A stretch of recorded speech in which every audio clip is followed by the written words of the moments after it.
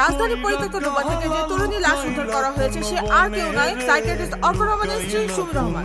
গতকাল রাতে অর্ক রহমানকে জিজ্ঞাসাবাদ করার জন্য পুলিশ তাকে গ্রেফতার করে থানায় নিয়ে এসেছে। অর্ক রহমান পেশায় সাইকিয়াট্রিস্ট, অনেক নামডাক। আর স্ত্রীর লাশ পাওয়া গেল ডোবার মধ্যে। কিভাবে মারা গেল?